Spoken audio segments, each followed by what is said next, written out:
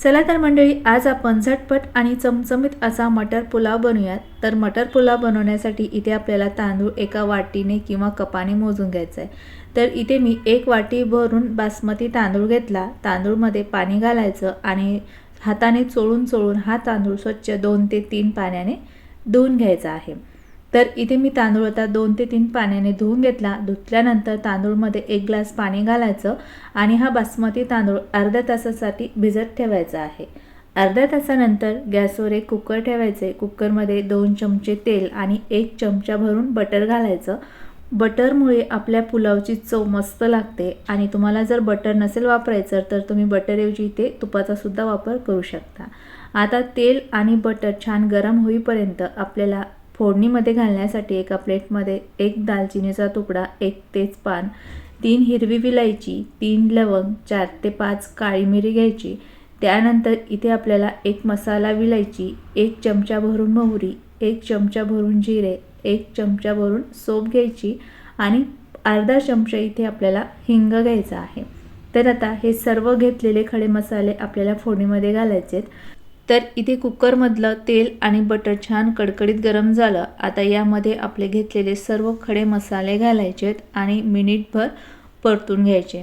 मिनिटभर सर्व खडे मसाले फोडणीमध्ये परतून झाल्यानंतर यामध्ये आपल्याला 2 उभे चिरलेले कांदे घालायचे। त्याचबरोबर यामध्ये अर्धा चमचा क्रश केलेलं लसूण आलं घालायचं। त्यानंतर फोडणीमध्ये लसूण, आलं आणि कांदा मिक्स करून घ्यायचा आणि कांदा लालसर होईपर्यंत परतून घ्यायचा। 2 ते 3 मिनिटांमध्ये बघू शकाल की कांदा हलका ब्राऊन झाला आहे। आता या फोडणीमध्ये 1 बारीक चिरलेला टोमॅटो घालायचा, 1 बारीक चिरलेला बटाटा घालायचा, त्याचबरोबर अर्धी वाटी ताजे मटार घालायचे। त्यानंतर 1 चमचा लाल मिर्च पावडर, अर्धा चमचा हळद घालायची, अर्धा चमचा गरम मसाला घालायचा, 2 कट केलेल्या हिरव्या मिरच्या घालायच्या आणि थोडीशी बारीक चिरलेली कोथिंबीर घालायची। सर्व साहित्य फोडणीमध्ये मिक्स करायचे आणि 1 ते 2 मिनिटं मध्यम आचेवर परतून घ्यायचे आहे। 2 मिनिटं सर्व साहित्य इथे मी परतून घेतलेलं आहे। परतून झाल्यानंतर आपण जे अर्ध्या तासासाठी बासमती तांदूळ पाण्यामध्ये भिजत घातला होता त्या तांदूळमधील सर्व पाणी काढून घ्यायचे आणि त्यानंतर भिजलेला तांदूळ या प्रेशर कुकरमध्ये टाकून घ्यायचा आहे। सर्व तांदूळ कुकरमध्ये टाकून झाल्यानंतर आपण ज्या वाटीने तांदूळ मोजून घेतला होता त्याच वाटीने 1 वाटी भरच पाणी या पुलावमध्ये घालायचं आहे। पाणी घातल्यानंतर पुलाव चमच्याने मिक्स करून घ्यायचा। मिक्स झाल्यानंतर आता या पुलावमध्ये चवीपुरतं अर्धा चमचा मीठ घालायचे आणि पुलाव छान मोकळा सुटसुटीत होण्यासाठी यामध्ये आपल्याला अर्ध्या लिंबाचा रस घालायचा आहे आणि त्यानंतर परत हा पुलाव व्यवस्थित मिक्स करून घ्यायचा।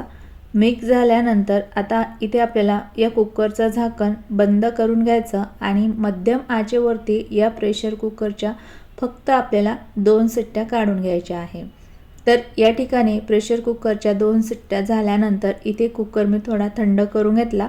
आता या कुकरचं झाकण उघडून बघूयात। झाकण उघडल्यानंतर बघू शकता मस्त असा आपला चमचमीत पुलाव तयार झाला आहे। तर इथे छोटा चम्मच घ्यायचा आहे आणि छोट्या चमच्याने असा हा पुलाव मिक्स करायचा। फार जास्त या ठिकाणी पुलाव हलवायचा नाही, नाहीतर आपला तांदूळ आहे तो तुटू शकतो। तर इथे आपला चमचमीत मटार पुलाव तयार आहे। आता मटार पुलाव शिजल्यानंतर आता इथे आपल्याला तांदूळ हाताने दाबून बघायचा आहे। तर बघू शकता तांदूळ हाताने दाबतात छान असा मऊसूत शिजलेला आहे। तर मस्त मटार पुलाव तयार आहे। या पुलावमध्ये थोडासा बारीक चिरलेला कोथिंबीर घालायचा आणि मिक्स करायचा।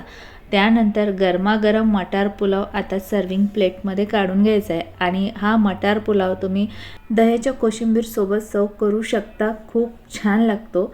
या ठिकाणी बघू शकता अगदी मोकळा सुटसुटीत आणि चमचमीत आपला मटार पुलाव तयार आहे।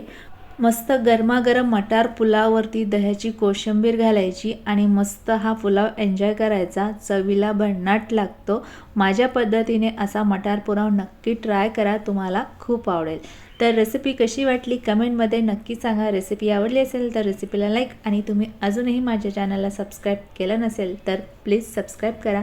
परत भेटूयात अशाच एका नवीन रेसिपीसोबत। तोपर्यंत बाय बाय, टेक केअर।